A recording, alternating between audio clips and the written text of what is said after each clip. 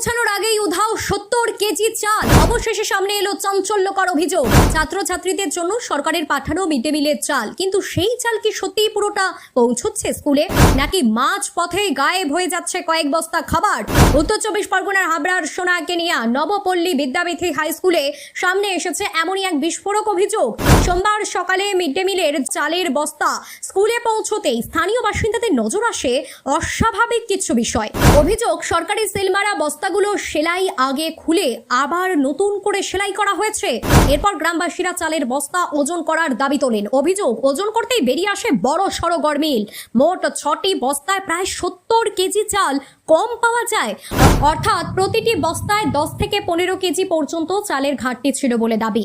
স্থানীয় অভিভাবকদের অভিযোগ, দীর্ঘদিন ধরেই এইভাবে মিড ডে মিলের চাল কম দেওয়া হচ্ছে, ফলে বঞ্চিত হচ্ছে গরিব পরিবারের ছাত্রছাত্রীরা। তাদের দাবি, এই ঘটনার পূর্ণাঙ্গ তদন্ত হোক এবং যারা জড়িত তাদের বিরুদ্ধে কঠোর ব্যবস্থা নেওয়া হোক। আমরা গ্রামবাসী, এই স্কুলে আমাদেরই ছেলেমেয়েরা পড়াশোনা করে। এইখানে মিড ডে মিলের দায়িত্বে আজিজ সাহেব উনি আছেন, আমাদের টিচার রঞ্জনবাবু উনি হেডমাস্টার, বর্তমান টিচার ইনচার্জ। আমরা গ্রামবাসী যখনই বুঝলাম যে এই চালটা কম এসছে, আমরা সেখানে কাটা পাল্লা এনে মেপে দেখলাম যে সত্যি চালটা কম এসছে। মাস্টারমশাই যে কমের কথাটা বলছে এটা সঠিক, আমরা সবাই তা দেখেছি। এখন প্রশ্ন হচ্ছে, মিড ডে মিলের চাল বাচ্চাদের জন্য যদি কম আসে তাহলে বাচ্চারা কম পাবে। তাহলে সেই কম পাওয়ার ক্ষেত্রে আমাদের আজিজ সাহেব যিনি এর দায়িত্বে আছেন, তিনি ডিলারকে বিষয়টা জানিয়েছে। ডিলার বলেছে যে মাল কম এসছে, আমি আবার দিয়ে দেবো। এই কথার মধ্যে দিয়ে আমরা বুঝতে পারছি যে স্কুলে যিনি দায়িত্বে আছেন এবং ডিলারের সঙ্গে নিশ্চয়ই কোনো গটাপ গেম আছে।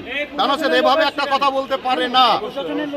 এই সঙ্গে আমি বলবো, বর্তমান সরকারের যিনি মুখ্যমন্ত্রী মাননীয় শুভেন্দু অধিকারী, উনি বলেছেন যে দুর্নীতিকে আমরা তুলে ফেলবো।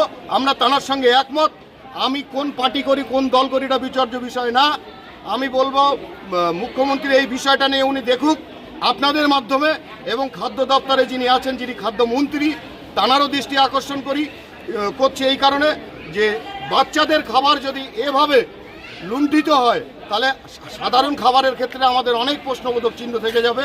আমরা চাই বাচ্চারা যে মিড ডে মিল তাদের যে প্রাপ্য তারা পাক, এবং স্কুলের যারা দায়িত্বে আছেন তাদের মাধ্যমেই দেওয়া হোক, এবং সেটা সরজমিনে তদন্ত করে পুঙ্খানুপুঙ্খ এই বিষয়গুলো তুলে ধরা হোক। এবং ডিলার এর আগেও এই ধরনের কাজ করেছে, তারা মানে খারাপ চাল, পোকাযুক্ত চাল, সেটাও আমাদের গ্রামবাসীরা আমরা এসে ধরে সেটাও কমপ্লেন করেছি। আমরা আজকে চাই এখানে আমরা দলমত নির্বিশেষে যারা এর সঙ্গে যুক্ত ওই ডিলার, এবং যদি আমাদের স্কুলের দায়িত্বে যিনি আছেন